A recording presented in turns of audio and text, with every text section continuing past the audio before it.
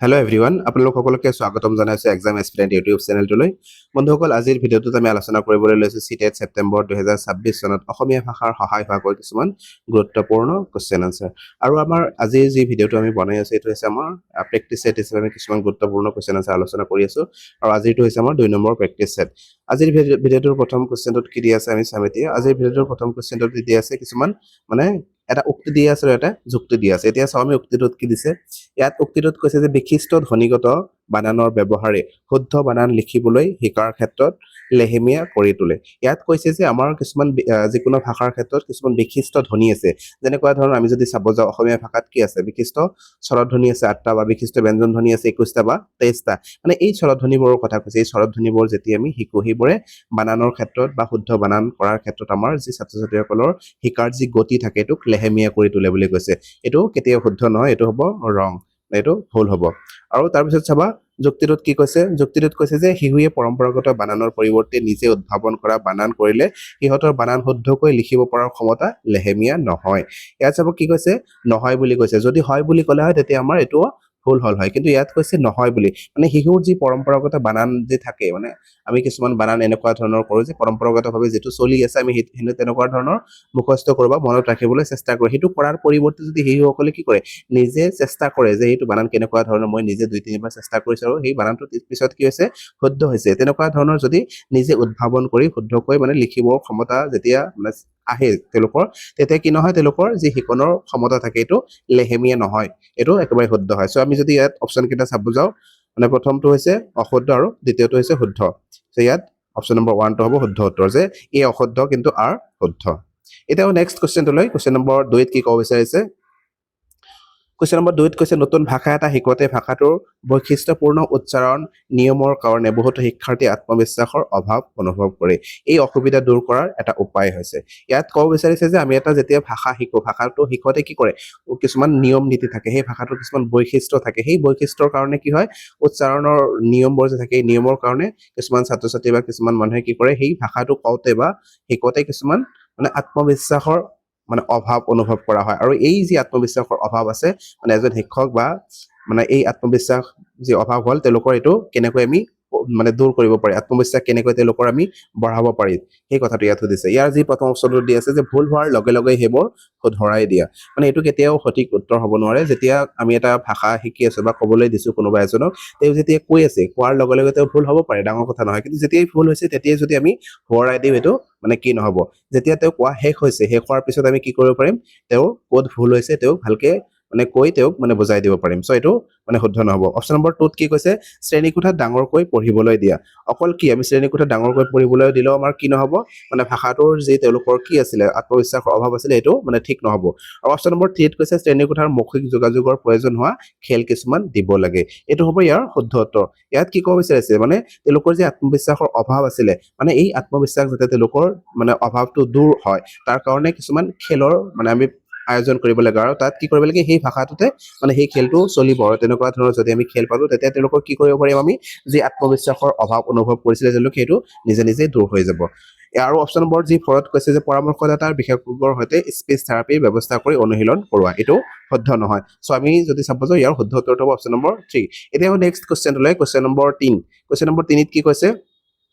Question number 3ত কৈছে যে তৃতীয় মানৰ শিক্ষক এগৰাকীয়ে শিকাৰুক নতুন শব্দ ভাণ্ডাৰৰ চিনাকি কৰিবৰ কাৰণে তলত দিয়া কোনটো আটাইতকৈ ফলপ্ৰসূ উপায়। ইয়াত কৈছে যে তৃতীয় মানৰ ছাত্ৰ ছাত্ৰীসকলক এগৰাকী শিক্ষক মানে কিছুমান নতুন শব্দ চিনাকি কৰাই দিব বিচাৰিছে তেওঁলোকক। মানে এই তলৰ যি 4টা অপশ্যন দি আছে, তাৰ ভিতৰত কোনটো আটাইতকৈ এই মানে নতুন শব্দবোৰ শিকোৱাৰ ক্ষেত্ৰত ফলপ্ৰসূভাৱে কাম কৰিব বুলি কৈছে। ইয়াতে আমাৰ যি প্ৰথম অপশ্যনটো দি আছে যে ব্লেকবৰ্ডত শব্দবোৰ অৰ্থ লিখি দি শিকাৰুক সেইবোৰ মুখস্থ কৰিবলৈ দিয়ে। এইটো মানে কেতিয়াও হ'ব নোৱাৰে। আমি যেতিয়া নতুন কিছুমান বস্তু শিকাই থাকিম, সেইবোৰ যদি তেওঁলোকক মুখস্থ কৰিবলৈ দিয়া হয়, সেই শব্দবোৰ তেওঁলোকৰ মানে মনত ৰাখিবলৈ বহুত টান হ'ব। মানে সেইকাৰণে আৰু মুখস্থ যি বিদ্যাটো, সেইটো কেতিয়াও আমাৰ মানে ছাপোৰ্ট কৰা নহয়, আৰু এইটো মানে ঠিক নহয়। আৰু এতিয়া যদি আমি 2 নম্বৰ অপশ্যনটোত চাব যাওঁ, যে নতুন শব্দবোৰৰ বিপৰীত অৰ্থসূচক শব্দবোৰ কি, সিহঁতৰ ভাষাত সেইবোৰ অৰ্থ কোৱা। আমি অকল সেই মানে তেওঁলোকে নিজেই নাজানে মানে সেই ভাষাটো কি হয়, মুখস্থ কৰিব বা তাৰ বিপৰীত শব্দবোৰ কি হয়, তাৰ অৰ্থ তেওঁলোকক যদি সেই তেওঁলোকৰ নিজৰ ভাষাত কৈ দিয়া হয়, তেতিয়াও কি নহয়, এইটো ইমান বেছি মানে কাম নকৰিব। মানে তাৰপিছত 3 নম্বৰ অপশ্যনটোত কৈছে যে শিক্ষকে শব্দবোৰ সংক্ষিপ্ত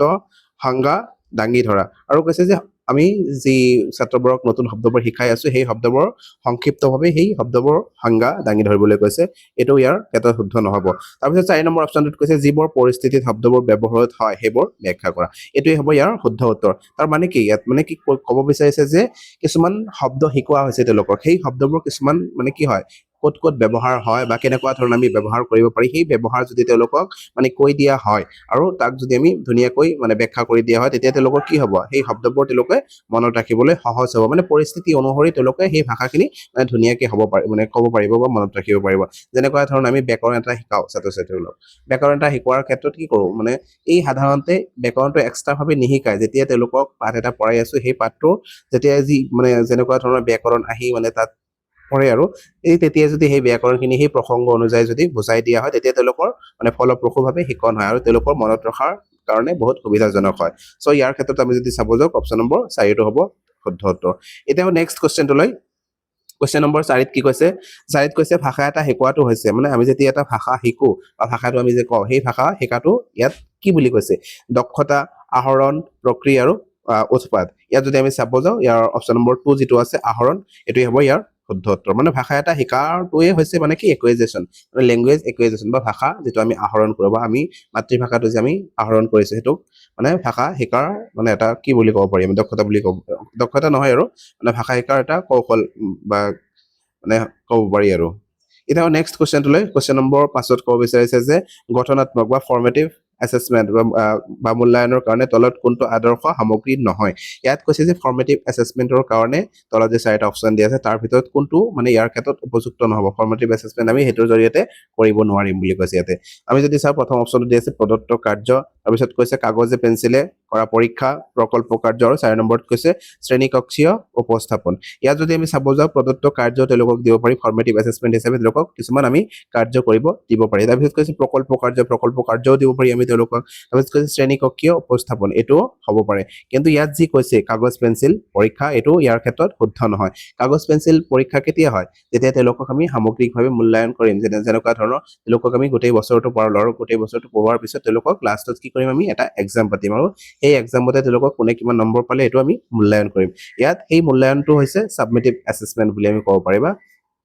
মানে এইটো কাগজ পেঞ্চিল পৰীক্ষাটো মানে এইটো নহয় ফৰ্মেটিভ মূল্যায়নৰ ক্ষেত্ৰত শুদ্ধ নহয় চ' ইয়াৰ শুদ্ধ উত্তৰটো হ'ব অপশ্যন নম্বৰ 2 এতিয়া নেক্সট কুৱেশ্যন নম্বৰ 6 লৈ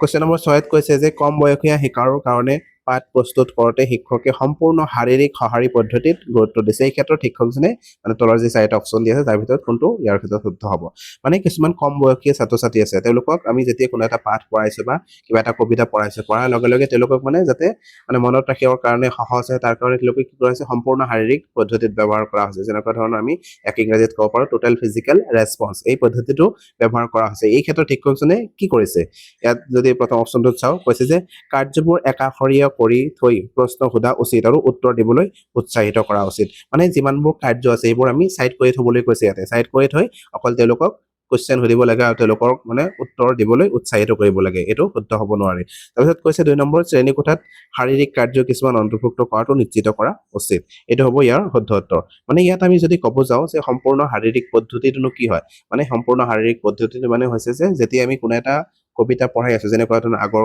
মানে ক্লাছবোৰত আমি পাইছিলো যে এই মোৰ 2 বাহু 2 ভৰি মোৰ যেতিয়া তেওঁ 2 বাহুৰ কথা কৈছে 2 বাহুখন মানে হাতেৰে চুই চাইছে আৰু যেতিয়া ভৰিৰ কথা কৈছে ভৰিখন চুই চাইছে বা যেতিয়া কাণৰ কথা কৈছে কাণখন চুই চাইছে তেনেকুৱা ধৰণৰ মানে তেওঁলোকে ফিজিকেলি টাচ কৰিছে বস্তুখিনি সেইকাৰণে ইয়াক টোটেল ফিজিকেল ৰেছপন্স বুলি ক'ব পাৰোঁ আৰু এই ক্ষেত্ৰত 2 নম্বৰটো ইয়াৰ শুদ্ধ উত্তৰ হ'ব এতিয়া নেক্সট কুৱেশ্যনটোলৈ কুৱেশ্যন নম্বৰ 7 কুৱেশ্যন নম্বৰ 7ত কৈছে যে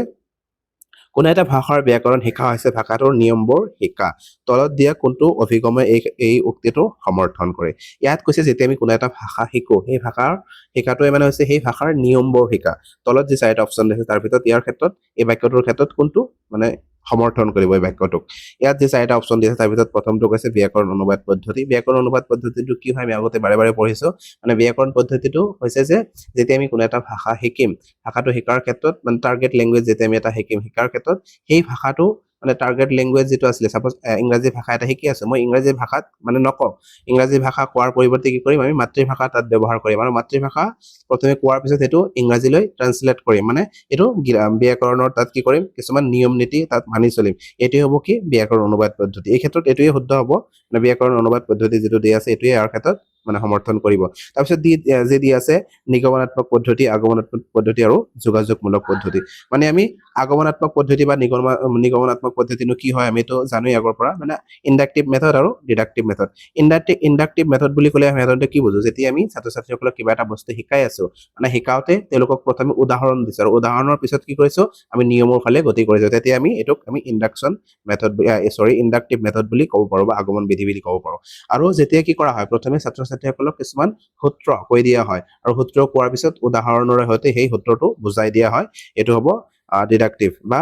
নিগমনাত্মক পদ্ধতি আৰু বেছিভাগ ক্ষেত্ৰত কি কৰা হয় এই ডিডাক্টিভ মেথডটো মানে গণিত যেতিয়া শিকোৱা হয় গণিতৰ ক্ষেত্ৰত বেছিকৈ ব্যৱহাৰ কৰা হয় প্ৰথমে নিয়মবোৰ লিখি দিয়া হয় বা কৈ দিয়া হয় তাৰ পিছত উদাহৰণৰ সৈতে তাক কি কৰা হয় আমি মানে বুজাই দিয়া হয়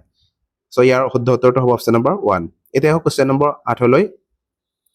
কোৱেশ্চন নম্বৰ 8ত কৈছে যে এগৰাকী শিক্ষকে পঞ্চম মানৰ ছাত্ৰ ছাত্ৰীক মুক্ত লিখন কাৰ্য এটা দিব বিচাৰিছে এই ক্ষেত্ৰত তেওঁ কোনটোত গুৰুত্ব দিয়া উচিত ইয়াত কৈছে যে এগৰাকী শিক্ষকে পঞ্চম মানৰ কিছুমান ছাত্ৰ ছাত্ৰী আছে আৰু তেওঁলোকে কি কৰিছে মুক্ত লিখন কিছুমান দিব বিচাৰিছে আৰু এই মুক্ত লিখন দিয়াৰ ক্ষেত্ৰত কোনটো বিষয়ত আমি গুৰুত্ব দিব লাগিব ইয়াত কৈছে ভাল হস্তাক্ষৰ মানে আমি যেতিয়া এটা লিখন লিখিব দিছো তেওঁলোকৰ লিখিব দিয়াৰ পিছত আমি বস্তুটো যেতিয়া চাম তেওঁলোকৰ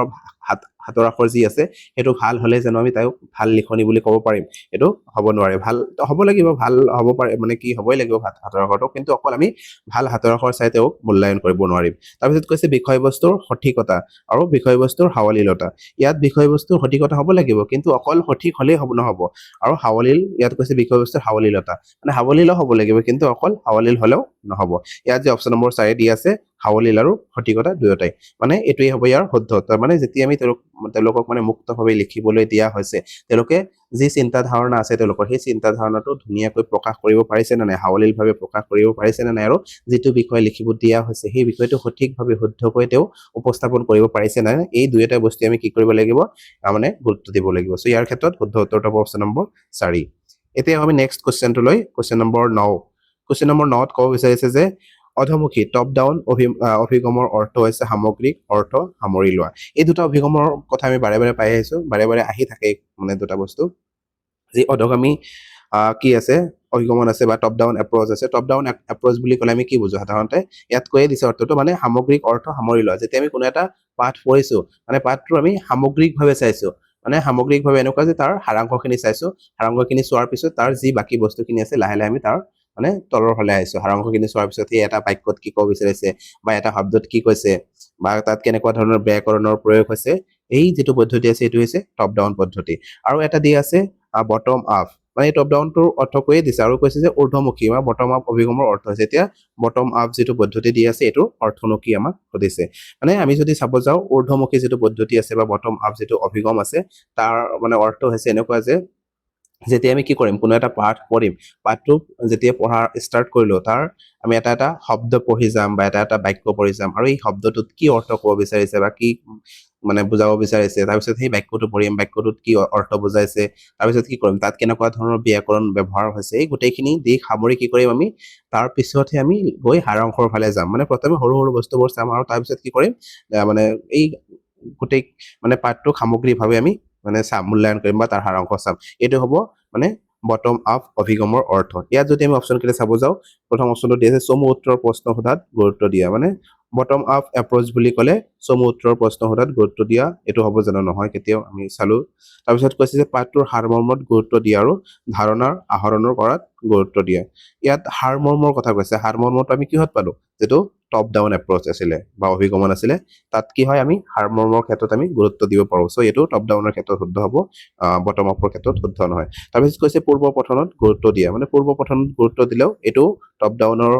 বটম আপৰ এপ্ৰচৰ কি নহয় মানে অৰ্থ নহয় তাৰপিছত যেটো কৈছে 4 নম্বৰ অপচনটোত পাঠটোৰ শব্দ আৰু বাক্যাংশবোৰত গুৰুত্ব দিয়া মানে কি কৈছে পাঠটোত আমি যিবোৰ পঢ়ি আছো শব্দবোৰ পঢ়ি আছো সেই শব্দবোৰত আমি প্ৰথমে গুৰুত্ব দিব লাগিব আৰু তাৰপিছত কি কৰিম বাক্যাংশবোৰত মানে গুৰুত্ব দিম তাৰপিছত ব্যাকৰণবোৰ যি আছে বা গোটেই পাঠটোত কি ক'ব বিচাৰিছে সেইখিনি আমি লাহে লাহে ওপৰৰ ফালে গৈ থাকিম সো ইয়াৰ ক্ষেত্ৰত বটম আপ এপ্ৰ'চে বুজাব যে পাঠটোৰ শব্দ আৰু বাক্যাংশবোৰত গুৰুত্ব দিয়া এইটো হ'ব ইয়াৰ শুদ্ধ উত্তৰ এতিয়া আমি নেক্সট কোৱেশ্চনটোলৈ কোৱেশ্চন নম্বৰ 10 কোৱেশ্চন নম্বৰ 10ত কৈছে তলত উল্লেখ কৰা কোনটো ভাষাৰ শিক্ষক এগৰাকীৰ মুখ্য দায়িত্ব ইয়াত কৈছে যে এগৰাকী ভাষাৰ শিক্ষক হিচাপে আমাৰ মূল দায়িত্ব কি এটো আমাক ক'ব বিচাৰিছে ইয়াৰ যি প্ৰথম অপচনটো দিয়া আছে শিক্ষাৰ্থীক নিৰ্দেশ দিয়া মানে এজন ভাষা শিক্ষক হিচাপে অকল শিক্ষাৰ্থীসকলক নিৰ্দেশ দিলেই জানো নহ'ব কেতিয়াও এটো তাৰপিছত কৈছে যে 2 নম্বৰত কৈছে শিক্ষাৰ্থীসকলৰ যোগাযোগমূলক প্ৰয়োজনসমূহ চিহ্নিত কৰা অপচন নম্বৰ 3ত কৈছে শিক্ষণৰ কাৰণে উপযুক্ত বিষয় নিৰ্বাচন কৰা মানে শিক্ষণৰ কাৰণে অকল উপযুক্ত বিষয়টো নিৰ্বাচন কৰিলে এটো মানে শুদ্ধ নহ'ব আৰু অপচন নম্বৰ 1 টো শুদ্ধ নহয় তাৰপিছত আমি 4 নম্বৰ অপচনটো যদি চাও বিভিন্ন শ্ৰেণীত শিক্ষাৰ্থীসকলক গোটত বিভক্ত কৰা মানে অকল তেওঁলোকক গোটত আমি বিভক্ত কৰিলেও এই যি ভাষা শিক্ষকৰ দায়িত্ব এটো কেতিয়াও শেষ হৈ নাযায় মানে ভাষা শিক্ষক এগৰাকীৰ দায়িত্ব কেনেকুৱা হ'ব মানে শ্ৰেণী কোঠাটোত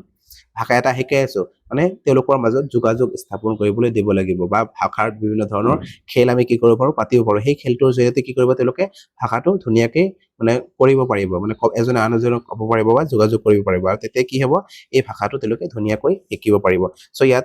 অপচন নম্বৰ 2 যেটো দিয়া আছে যে শিক্ষাৰ্থীসকলৰ যোগাযোগমূলক প্ৰয়োজনসমূহ চিহ্নিত কৰা এটোই হ'ব ইয়াৰ শুদ্ধ উত্তৰ সো বন্ধুসকল আজিৰ ভিডিঅ'টোতেই 10টা কোৱেশ্চন প্ৰেক্টিছ সেট হিচাপে আমি আলোচনা কৰিলো যদি ভিডিঅ'টো ভাল পায় লাইক আৰু শেয়াৰ কৰিবলৈ নাপাহৰিব আৰু এতিয়াও যদি আমাৰ চেনেলটো সাবস্ক্ৰাইব কৰা নাই চেনেলটো সাবস্ক্ৰাইব কৰি আমাৰ মানে লগত থাকিব ভিডিঅ'টো হেকলৈ চোৱাৰ বাবে ধন্যবাদ